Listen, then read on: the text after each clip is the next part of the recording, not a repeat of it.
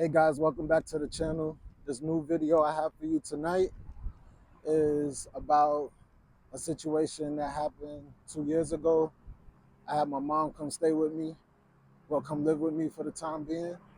And so I wanted to have this conversation. I wanted to share this and have this conversation with you guys in the comments about if you've had this conversation prior to a situation like this happening to you, the adult version of you having to take your family member in or like your parent.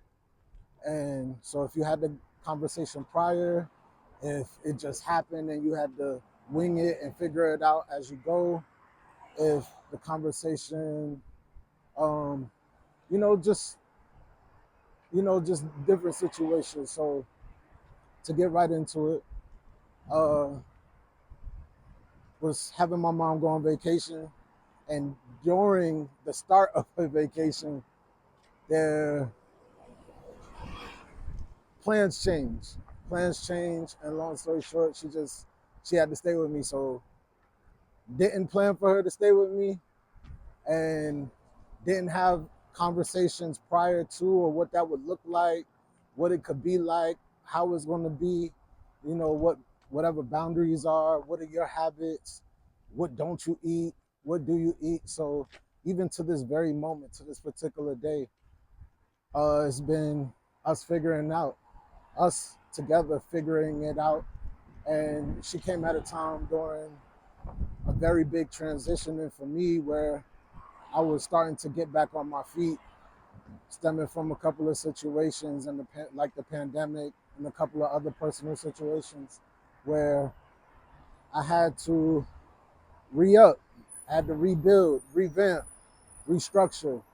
So lately her and I have been having some conversations, and there's been some moments. So for like example, um, with her, I was raised a certain way, and she dealt with me a certain way. And now that she's living with me, now that we live together, I have my son. So there are some things on how I was brought up that I don't particularly like or want to continue to carry on. So try to do I do my best to do things a little bit differently and go against what it is I've been taught or accustomed to or told to. And so with her living with me, there's those moments where it's like, hey, nah, we're not doing that. I'm not doing that. We don't do that. And I know this may be something that you've done with not only myself but your other kids, but nah, we're not doing that. And you know, it sets up it sets up the moments where it's like, because we never had these conversations, to both of us say what we need to say or say what we feel we need to say. And at the same time, it's like,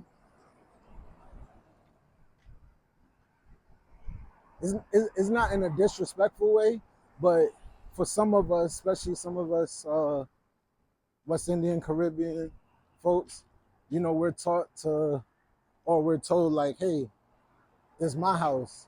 What I say goes. When you get your own house, when I come there, I got to follow your rules. So it's not in a sense of disrespect, but it's like, hey, this is how I'm moving. This is what I'm doing. Not fall in line to get out, but hey, I need you to respect this. And you know what I'm saying? But so she's accustomed to things being a certain way, and it's like, no, I need to break that.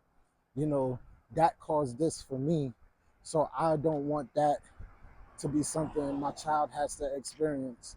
And because we've never had that conversation, or someone's probably never showed her that or told her that, she's dealing with it feelings wise, visually, on all aspects. She's dealing with it in real time, just like I am, figuring out as I go about what we're not going to do, what we are going to do, what my parenting style is like compared to what your parenting style had to be like in your era, in your time when you had me.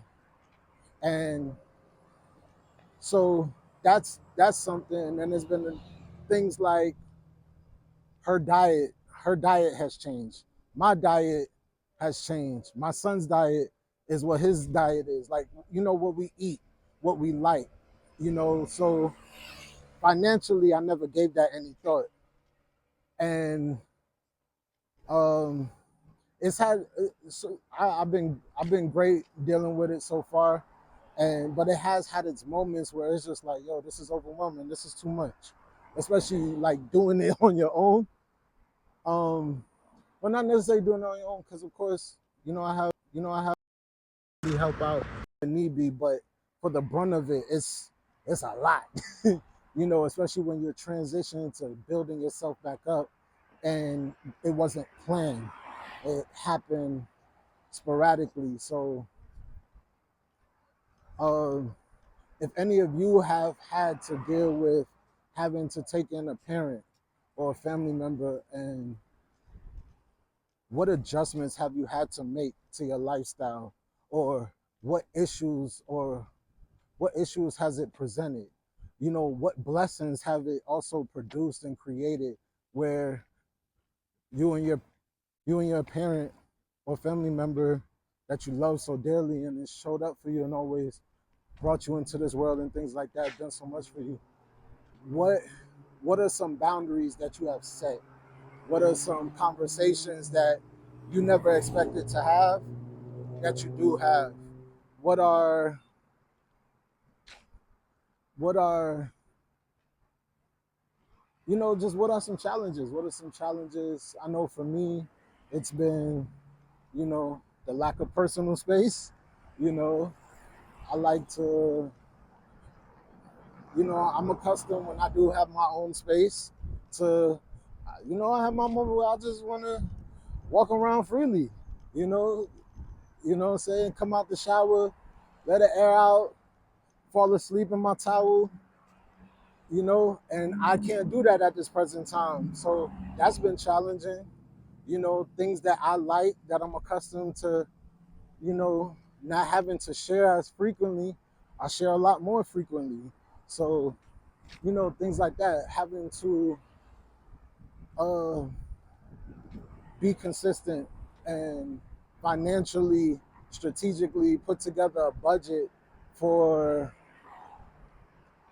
groceries, every 2 weeks, every month. And personal goals that I had set for myself to do, some of them I had to, like, you know, put on the back burner or things like that. So I want to know if any of you had any similar stories or moments like that, and how did you go about it? How did you have assistance? Did you not have assistance?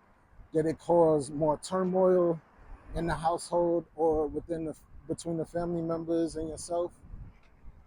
Um, so yeah, that's the conversation. Those are the thoughts, because it's been a blessing. I love to see how I love I love that my son gets to experience dealing with the dynamic of my family and how I was brought up. He gets to learn history and hear certain conversations and things of that nature and what might be, and learn from that and see why his dad acts the way he acts, or why his dad thinks the way he thinks, why his dad is trying to not do certain things anymore. So I definitely wanted to have that conversation and share that, because it's not something that I see a lot of or hear a lot of chatter about it, like I said earlier. And you know I think, as far as it goes to building more stronger two-parent homes, conversations like that should be had a lot more. And I would like for us to set a better example for the young ones around us, whether they're nephews, whether they're our biological children, whether they're children that we've adopted, or whatever the case may be, the younger generation coming up under us, giving them more substance, and, just seeing how my son interacts with his grandmother, as well as how he interacts with myself, is a beautiful thing, and how he's learning how to navigate these relationships and these moments, and how he's seeing how also in real time my mother and I are adjusting and learning each other, because so many years we spent away from each other that we don't really know certain things. And then there's also another aspect, like how much of us really love and care for the people that we say we love and care for, and know them and take the time out to really get to know them, what their interests are,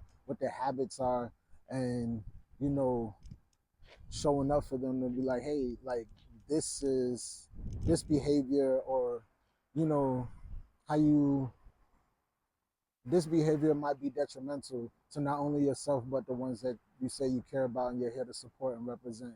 And also, you know, hey, like I didn't know that you experienced this. I've also kind of experienced this on this level. You know, we could talk about it. I know a lot of people are like, I'm carrying certain stuff to the grave. I'm not talking about this. I'm holding it dear to the chest, and whatever the case may be. And, you know, sometimes I feel like a lot of that is a part of the problem, especially especially with people that you love and care about and things of that nature. So let me know what y'all think in the comments. If y'all have any questions, feel free to ask. But I would definitely love to hear what adjustments, what suggestions, uh, what thoughts, what conversations came about. You know, my mom says I live a very interesting life, and she loves how I'm living my life and how I show up for myself, and how I go through moments, even whether they are good, bad, questionable, and I allow myself to feel, to go through the motions. For the most part, I allow myself to go through the motions and the thoughts, and how I always persevere and come out of it focused and, you know, in a better mindset and ready to just go ahead and conquer. So I appreciate you guys' time tonight listening to me on my journey to work. But as I just reached, it's time for me to go ahead and clock in. And I'll see you guys next week with another topic, more opening up personally. Let me know how the audio was on this video. And if you have any comments or anything you would like me to answer or talk about or speak on or open up about, feel free to share it. Like I said, this is a safe place, and this platform, this channel is for having real conversations with real people, real situations, real scenarios, and things of that nature. Peace, light, and love, grace. And until next week, you have a new week, a blessed week, a productive week, and it's all love. It's Mixie.